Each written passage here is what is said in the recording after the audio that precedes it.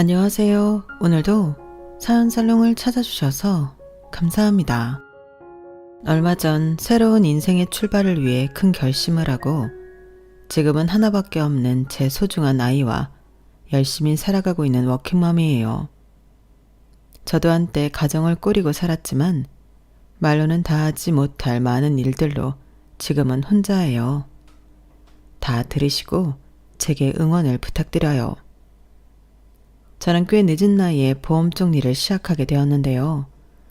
일을 하게 된 건 역시 전 남편이 끊임없이 저를 무시하고 남들과 비교하며 깎아내리는 것을 견디다 못해 구하게 된 것이었죠. 하지만 결국 이 일로 인해 제 인생에 많은 변화가 생겼으니 전 남편에게 고맙다고 해야 할까요? 일찍 엄마를 여의고 아빠는 하나뿐인 제게 극진한 정성을 쏟았어요. 세상에 남은 유일한 혈육마저 잃을까 항상 노심초사하셨었죠. 그 마음을 모르는 것도 아니었는데 저는 오히려 더 왈가닥에 가까웠어요. 남들보다 에너지도 넘치고 무서운 것이 별로 없었던 어린 저는 결국 사고를 크게 치고 말았어요. 아빠가 집에 안 계신 틈을 타 옆집 친구와 버려진 사다리를 주워다 옥상에 누가 더 빨리 올라가는지 내기를 했던 거예요. 위험하다는 생각보다 너무 스릴 있고 재미있을 것 같아 저는 친구보다 먼저 올라가겠다고 나섰죠. 저는 친구들어 밑에서 사다리를 잘 잡아달라 했지만 그 어린애가 무슨 힘이 있어 꽉 잡을 수 있었겠어요. 결국 제 몸무게와 속도를 이기지 못하고 사다리는 뒤로 꼬꾸라지고 말았죠. 친구는 잽싸게 피하면서 다치지 않았어요. 하지만 마침 집에 오는 길에 위험한 장난을 하는 저를 보고 달려오신 아빠는 떨어지는 저를 받으려다 더 크게 다치고 말았어요. 저는 밑에서 받쳐준 아빠 덕분에 큰 부상은 없었지만 문제는 아빠였어요. 넘어지면서 척추를 다쳤고 그 후로 아빠는 발을 절뚝이며 영구 장애를 얻고 말았어요. 아빠의 절뚝이는 뒷모습을 볼 때마다 저는 죄책감에 사로잡혀 괴로웠죠. 그 이유였던 것 같아요. 무슨 일이든 모든 위험 변수를 생각하고 병적으로 조심, 또 조심하며 살아왔거든요. 제가 아빠를 장애인으로 만들었지만 아빠는 한 번도 저를 원망하지 않으셨어요. 우리 조아만 무사하면 됐다. 아빠는 괜찮아. 아빠 미안해. 나 때문에 아빠 다리가. 아니야. 아빠가 못 걷는 것도 아니고 이렇게 잘 걸어 다니잖아. 다만 절뚝여서 보기 안 좋을 뿐이지 아픈 것도 없고 정말 괜찮아. 우리 딸 미안해 하지 마. 부모의 사랑은 정말 끝이 없는 걸까요? 아빠는 오히려 미안해하는 저를 끌어안으며 항상 괜찮다고만 하셨어요. 아빠 말처럼 느리기는 하지만 걷는 데에 큰 문제가 없어 하던 일도 계속 하실 수 있었어요. 아빠는 실리콘 마개를 생산하는 공장을 하셨었는데 밑에 직원도 2명이나 두고 나름 잘 굴러가서 저의 부녀가 먹고 사는데 큰 지장은 없었어요. 아빠는 제게 엄마의 빈자리를 느끼지 않게 해주려 더 열심히 사셨던 것 같아요. 공장 운영도 잘 되고 아빠도 당신이 장애인인 것에 대해 받아들이며 저와 잘 살고 있던 어느 날이었어요. 불행은 또 저희에게 찾아왔어요. 불이야. 빨리 119 신고해. 뭐? 불이라고?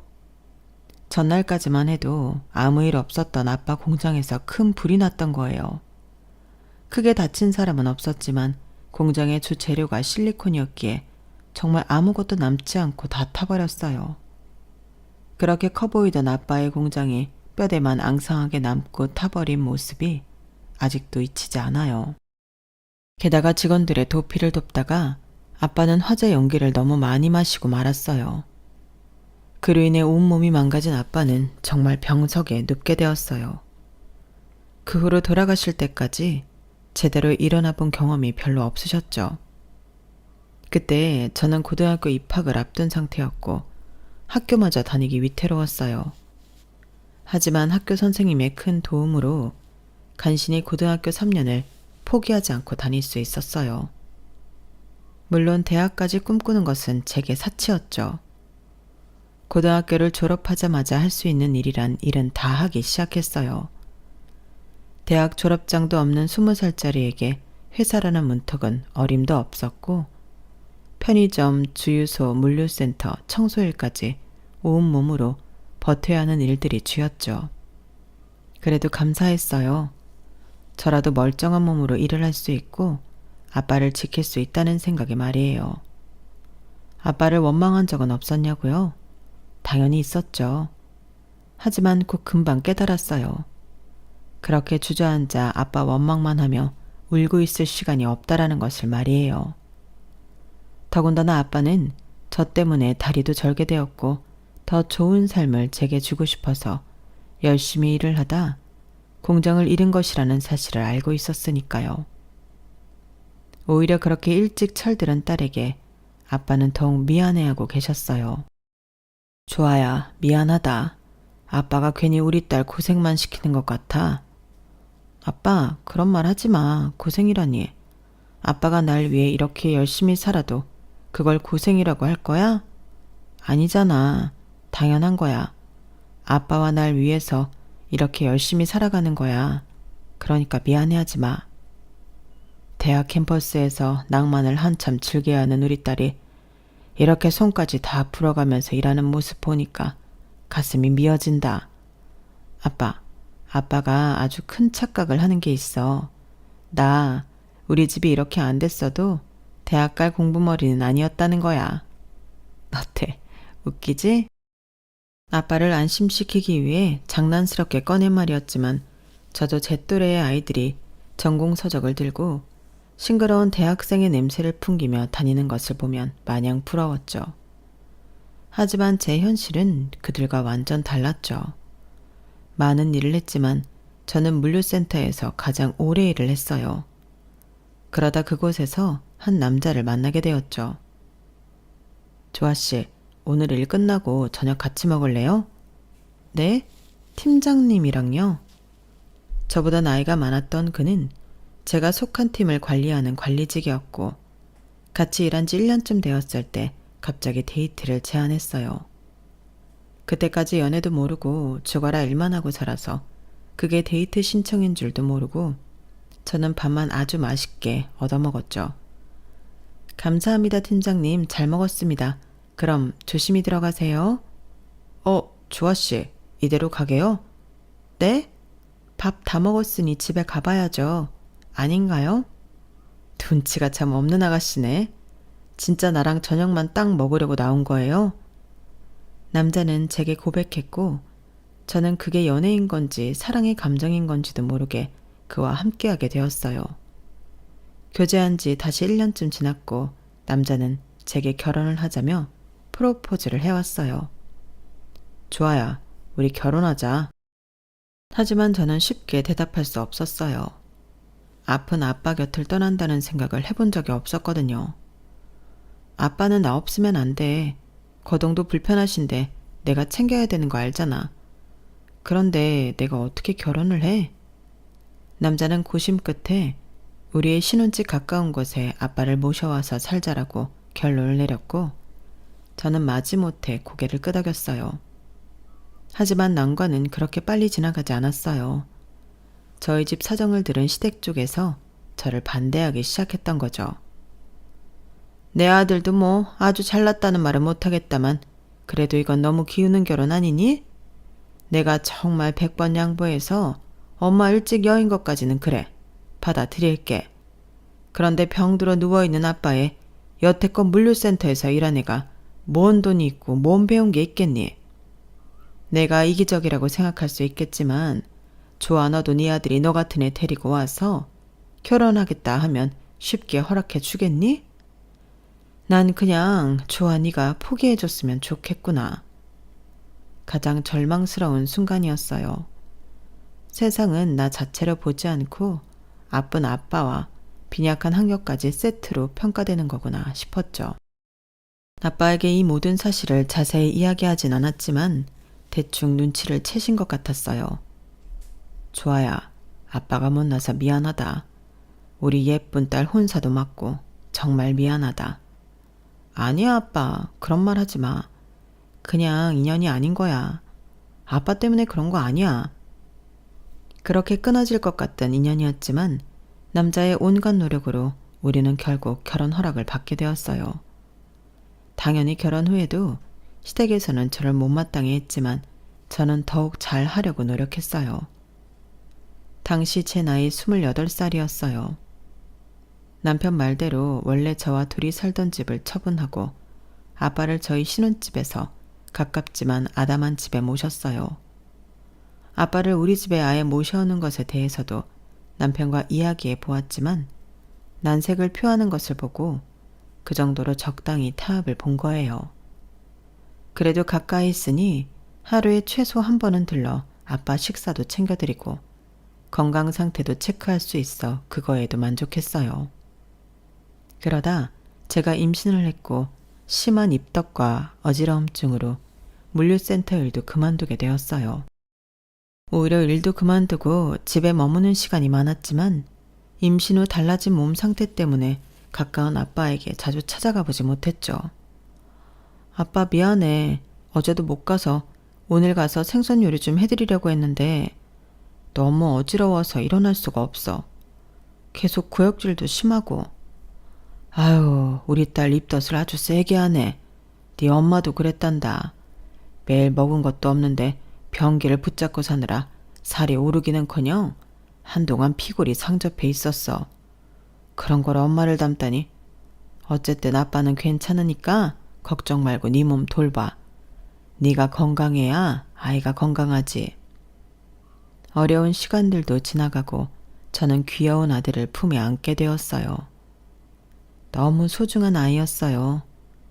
저는 나름 아빠를 잘 안다고 생각했는데 막상 제 자식이 나오고 나니 그 막중한 책임감이 어느 정도인지 새삼 깨닫게 되었어요. 아빠는 나를 위해서 몸을 던져 나를 받아내고 그렇게 죽어라 밤낮으로 일하셨던 거구나. 자식이 있다는 것은 이런 느낌인 거구나. 저는 임신한 동안 본의 아니게 소홀했던 아빠에게 더욱 잘해드리려 노력하며 열심히 육아도 했어요.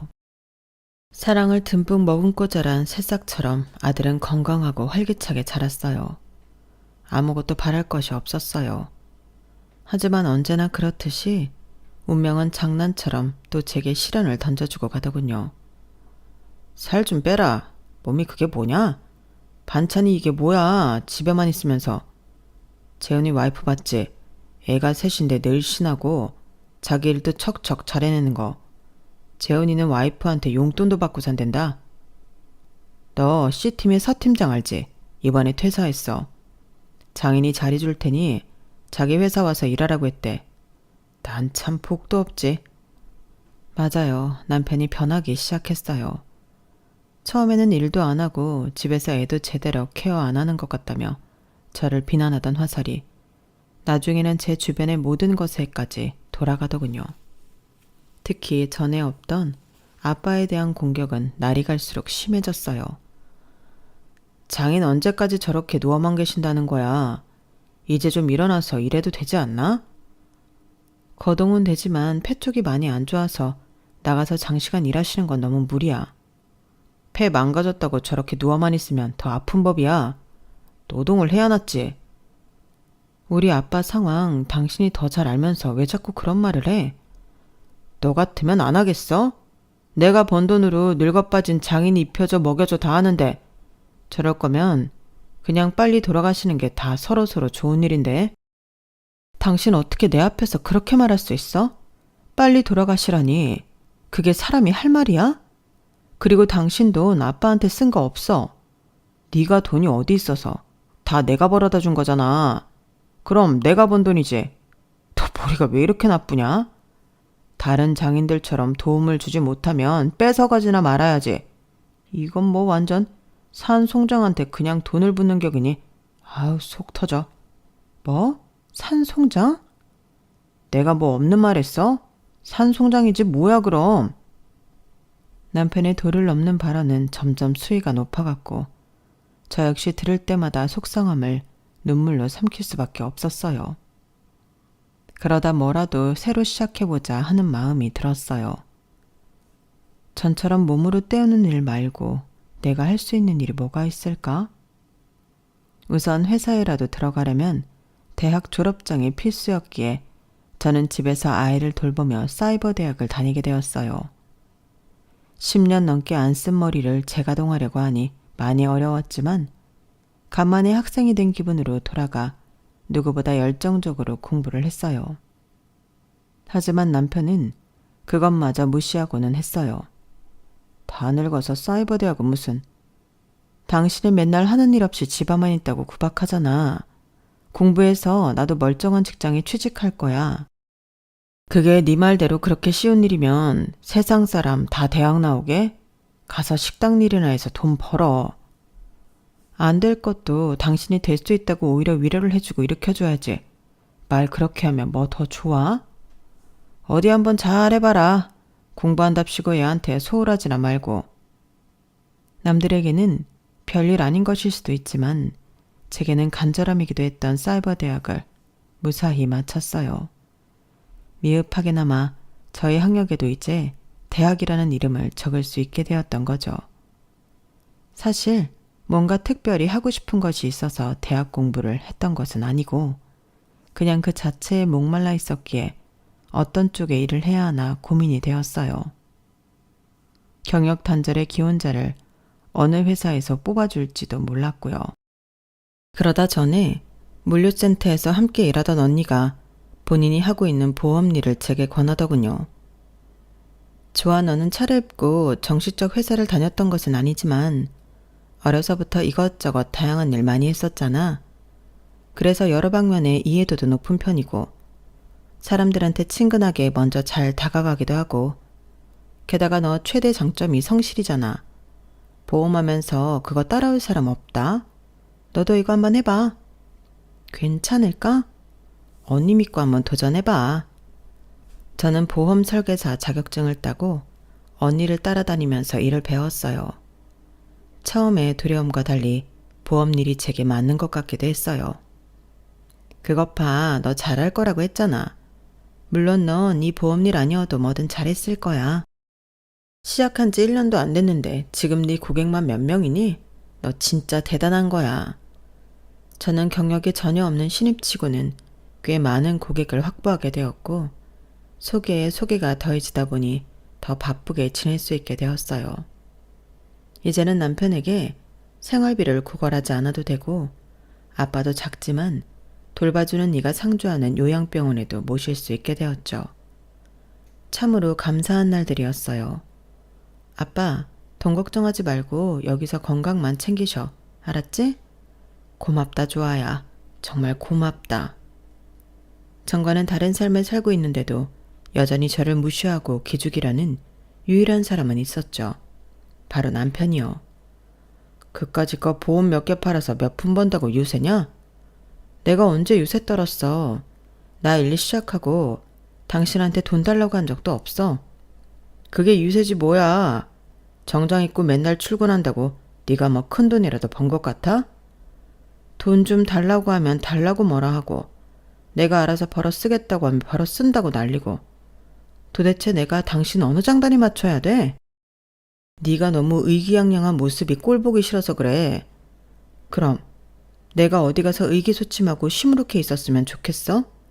당신은 도대체 날 여태껏 얼마나 밑으로 생각하고 있었길래 그러는 거야? 남편과 헤어질까도 생각했지만 아빠를 좋아하는 아들을 볼 때마다 그 생각을 단념할 수밖에 없었어요. 일터에서는 활기가 넘치는 저였지만 집에만 오면 남편의 모욕적인 말과 태도에 눈물을 쏟게 일쑤였죠. 어떻게든 시간은 갔고 보험 일을 한 지 3년이 되던 해였어요. 어떤 분의 소개로 제 연락처를 받았다며 보험 설계를 부탁한 분이 있었죠. 네, 거기 카페에서 기다리겠습니다. 저와 비슷한 또래의 그 여자를 드디어 만나 상담하게 되었어요. 성함이 오은혜님 맞으시죠? 안녕하세요. 보험 설계사 김조하입니다. 안녕하세요. 선하고 서글서글한 인상의 그녀는 낯이 많이 익었지만 도무지 기억이 나지 않아 그냥 자주 볼 수 있는 얼굴인가 싶었어요. 제 보험을 들려는 것은 아니고 저희 아버지랑 어머니 것을 좀 리모델링 해볼까 해서요. 기존에 있던 것 중에 맞지 않은 것은 없애도 되고 아니면 거기에 그냥 추가해 주셔도 됩니다. 그러시군요. 아버님, 어머님 성함과 개인정보가 필요한데요. 혹시 두 분 신분증이랑 필요 서류를 지참해 주셨을까요? 네, 여기요. 저는 그녀가 내미는 가족 서류를 보고 뭔가 이상함을 느꼈어요. 아버님 성함이 오영도님, 어머님은 장세령님 맞나요? 네, 저희 아빠 엄마예요. 세상에, 영돈 아저씨랑 세령 아줌마. 네가 그 은혜였구나. 어쩐지 낯이 너무 익다 했어. 이제서야 이렇게 만나다니. 네? 나야 나 조아 언니. 기억 안 나? 너 어릴 때 청수동에서 같이 놀던 조아 언니. 여자는 기억을 더듬더니 놀란 얼굴을 금치 못했어요. 언니, 조아 언니. 그 조아 언니구나. 공장 사장님 딸. 그래 맞아 나야. 이게 도대체 몇 년 만이니? 너무 반갑다. 저희는 서로를 얼싸안고 기뻐했어요. 아저씨랑 아주머니는 건강하시고 잘 계셔? 우리 엄마랑 아빠는 잘 계셔. 너무 잘 됐다. 사장 아저씨는 잘 계셔? 우리 아빠 지금 요양병원에 계셔. 병원? 왜? 어디 아프셔서? 그때 우리 공장 불났던 거 기억나지? 맞다. 공장에 불났었지. 어린 나이에도 그 시뻘건 불이 어찌나 무서웠던지. 어떻게 살았던 거야 언니? 그때 아빠 공장 화재로 뭐 다 망했지. 게다가 아빠가 그 사건 이후로 건강이 많이 안 좋아져서 계속 일을 못 하셨어. 그럼 언니가 계속 가장 역할 했던 거야? 고등학교도 겨우 졸업했는데 뭐. 졸업하고 계속 일만 죽어라 했지. 몇 년 전에 사이버 대학으로 공부하고 일을 시작한 거야. 생각보다 나한테 잘 맞네. 그랬구나. 언니 너무 힘들었겠다. 고생 많았네. 힘들지 않았다면 거짓말이었겠지만 덕분에 정말 성실하고 열심히 살았지. 내 인생의 동기부여가 된 거지 뭐. 은혜와 저는 보험은 둘째치고 시간 가는 줄 모르고 이야기를 나눴어요. 난 결혼해서 초등학교 다니는 아들 하나 있어. 정말? 너무 좋겠다. 난 아직 결혼 못했어. 혼자야. 아직? 아저씨랑 아주머니가 속상하시겠는데 하나밖에 없는 귀한 딸 시집도 안 간다고. 아 몰라. 엄마랑 아빠도 이제 포기한 것 같아. 뭐 눈에 차는 사람이 있어야 말이지. 그냥 나도 일만 하고 살아서 그런 거에 통 관심 없기도 했고. 은혜와 저의 인연은 30년 전으로 거슬러 올라가야 해요. 아빠 공장이 한창 잘 되던 어느 날, 한 젊은 부부가 저보다 어린 여자아이 손을 잡고 공장에 나타났어요. 알고 보니 어려운 사정이 있는 가족이었는데 잠을 잘 곳도 먹을 것도 잘 챙기지 못한 상태였어요. 아빠는 공장에서 제발 일하게 해달라며 부탁하는 영돈 아저씨와 세령 아줌마에게 일자리를 내주었고 공장은 작은 간이 거처까지 마련해 주었어요. 그 부부의 딸이 은혜였고 저희는 자매처럼 붙어 다니며 잘 놀았죠. 아빠는 사정이 너무 딱하다며 다른 직원들보다 은혜네 식구에게 더욱 각별히 대했고 아저씨와 아주머니도 아빠에게 은인이라며 더 열심히 일하셨어요. 서로 외동이었기에 저와 은혜 역시 떨어져 있는 시간보다 붙어 있을 때가 훨씬 더 많았죠. 그렇게 몇 년을 함께 지내다 보니 저희는 정말 가족같이 지냈고 서로를 챙겨주었어요. 하지만 불행히도 공장에 불이 나면서 아저씨와 아줌마도 다른 곳으로 거처를 옮겨 일해야 했고 아빠도 몸이 나빠져 더 이상 전처럼 만날 수가 없었어요. 자연스럽게 우리와 은혜네 식구는 연락이 끊겼고 그렇게 인연이 끝났다고 생각해왔어요. 우리 엄마랑 아빠는 아직도 사장 아저씨랑 언니 얘기 맨날 해. 너무 고마운 사람들이라며. 우리도 아빠랑 나 둘뿐인데 아저씨 아줌마 너 덕분에 가족이 생긴 것 같고 얼마나 좋았는데. 그렇게 너랑 헤어지고 슬퍼할 시간도 없었어. 아빠는 아프지 공장은 망해서 당장 돈은 궁하지. 미안해. 나는 은혜 너희 식구들을 막 그리워하면서 살 여유가 없었어. 무슨 소리야. 그게 뭐가 미안해. 언니가 얼마나 힘들었을지 지금 이렇게 들어도 내가 눈물 나는데. 언니랑 사장 아저씨 진짜 용감해. 오히려 우리가 더 일찍 찾아가지 못해서 미안해. 은혜와 저는 울다가 웃다가 하며 지난 30년 넘게 못한 이야기를 이어갔어요. 우리 아빠가 돈 많이 벌면 사장 아저씨 다리 수술부터 해드릴 거라고 그렇게 입버릇처럼 말했었는데 그 약속도 못 지키고. 아니야, 마음만이라도 너무 감사하지. 아저씨랑 아줌마도 보고 싶다. 언니 만난 거 알면 엄마랑 아빠 너무 좋아서 기절할걸?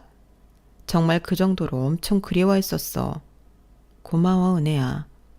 며칠 뒤 저는 영돈 아저씨와 세령 아줌마를 만나게 되었고 역시나 우리는 부둥켜 안고 한참을 울었어요. 아유, 우리 조아가 이렇게 크다니. 이제서야 만나다니. 세상에. 감사합니다. 감사합니다.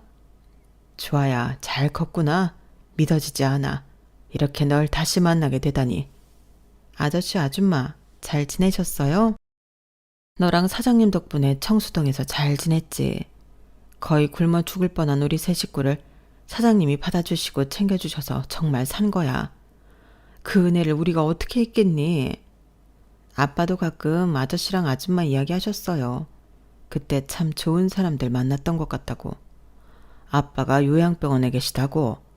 네, 원래 다리를 좀 절면서 다니셨잖아요. 그런데 공장에 불나고 연기 때문에 몸이 너무 안 좋아져서 거의 누워서 생활하실 수밖에 없었어요. 맞아. 그때 사장님이 직원들 먼저 내보낸다고 맨 마지막에 나오셨었지? 원래는 제가 결혼하면서 저희 집 가까운 곳으로 모셔오기는 했었는데 지금 제가 일하면서 간병인이 계속 상주하는 병원으로 모셨어요. 그게 저도 안심되더라고요. 그때도 참 착하더니 어쩜 이렇게 반듯하게 잘 컸니? 안 되겠다. 좋아, 너 지금 시간 좀 충분히 낼 수 있니? 사장님 뵈러 가고 싶구나. 아저씨와 아줌마는 저를 앞세워 당장 아빠를 보러 가자고 성화였어요. 저는 아저씨네 가족을 모시고 아빠가 계신 병원에 도착했어요. 아빠, 여기 아저씨랑 아줌마 알아보겠어? 영동이 자네 아닌가? 세상에, 이게 얼마만이야? 아유, 사장님, 늦게 찾아와서 죄송합니다. 정말 죄송합니다. 두 분은 말을 잇지 못하고 한참을 울기만 하셨어요. 그때 화재 사건 이후로 계속 이렇게 건강에 안 좋으셨다니 마음이 너무 안 좋습니다. 아픈 나보다 우리 조아가 고생이 많이 했지. 또 그런다. 고생 아니라니까. 아저씨와 아줌마 은혜는 아빠 손을 놓지 못하더군요. 은혜도 너무 잘 컸구나. 예전 동그랗던 얼굴이 아직 남아있네. 아저씨도 아직 멋있으세요. 고맙구나. 항상 근심으로 가득 차있던 아빠 얼굴에 정말 오랜만에 웃음이 찾아왔어요. 그 모습을 보고 있으니 저까지 행복해서 눈물이 다 나더군요.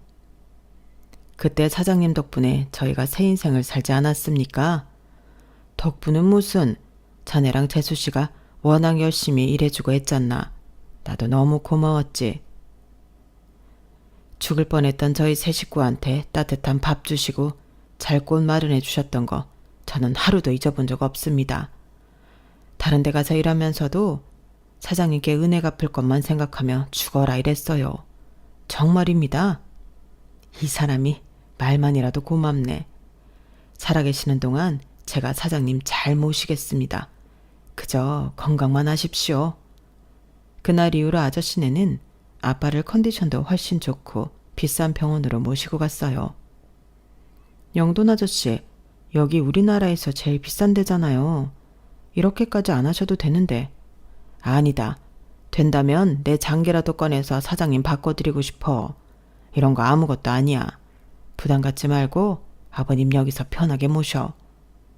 알고 보니 영돈 아저씨네는 어디 가서든 성실히 일을 했고 좋은 기회에 큰 돈을 벌게 되셨던 거예요. 내가 지금 이렇게 번듯하게 살 수 있는 것도 다 너희 아버지 덕분이야. 그때 그냥 일만 가르쳐 주신 것이 아니라 인생을 달리 바라보고 달리 살 수 있는 눈과 마음도 가르쳐 주셨었지. 그런 삶의 태도로 살다 보니까 어딜 가든 환영받는 사람이 돼 있더라. 다 사장님 덕분이고 말고. 아저씨는 최고 수준으로 아빠의 병간호에 신경을 써주셨고 그만큼 아빠가 웃는 날도 많아졌어요. 하지만 인생은 언제나 가장 행복할 때 불행이 찾아오는 법인가 봐요. 그렇게 잘 지내던 아빠가 돌아가시고 말았어요. 아빠가 아저씨랑 만나고 시간 보내고 싶으셔서 여태껏 기다렸었나 봐요. 너무 짧기는 하지만 아빠가 돌아가시기 전까지 웃으며 즐거워했던 날들이 많았던 것을 알아요. 아저씨 아주머니께 아빠의 행복한 마지막을 선물해 주셔서 감사해요. 사장님, 조금만 더 같이 있다 가시지 그러셨어요. 저보다 더 슬퍼하시는 아저씨네 식구들을 보며 세상에 혼자 남겨진 것 같진 않았어요. 아빠의 장례를 마치고 집에 돌아와 유품들을 정리했어요. 그러다 오래된 상자 안에 낡은 사진을 한 장 발견했어요. 지금은 불타 없어진 공장 정문에서 아빠와 아저씨가 어깨동무를 하고 환하게 웃으며 찍은 빛바랜 사진이었죠. 저는 그 사진을 버리지 않고 아저씨에게 가져다 드렸어요. 사장님, 정말 감사합니다. 다음 생에도 꼭 만나요. 이번 생에 못 다하는 애 꼭 갚고 싶습니다. 아저씨 아줌마 정말 고맙습니다. 좋아야, 이거 받으렴.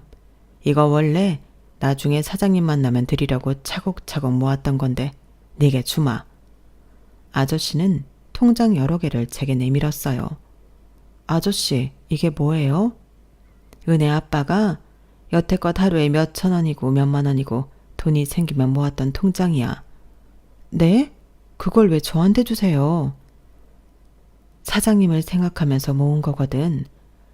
아무리 그래도 이걸 저한테 어떻게 주세요? 아저씨도 힘들게 모으셨을 텐데. 제발 받아주렴. 사장님이 건강하셨다면 해드릴 것이 아직 너무 많이 남아있는데 네가 안 받으면 나의 지난 30년이 무너질 것 같구나. 아저씨와 아줌마는 기어이 그 통장들을 제 손에 쥐어주셨고 저희는 또 한 번 울음을 터뜨리고 말았어요. 집에 돌아와 통장들을 열어보며 아저씨 생각을 하고 있는데 남편이 묻더군요. 뭔 통장이야? 대충 사정을 들은 남편이 코웃음치며 말하더군요. 심파극이 따로 없구먼. 장인 은혜를 생각하며 30년 넘게 이 돈을 모았다고? 그래봤자 뭐 몇 동전 모으듯이 했겠지. 얼마나 되겠어? 이게 0이 몇 개야? 마지막 통장에 찍혀있는 총 액수는 놀랍게도 1억이 넘는 돈이었어요. 이걸 그냥 줬다고? 이 돈을?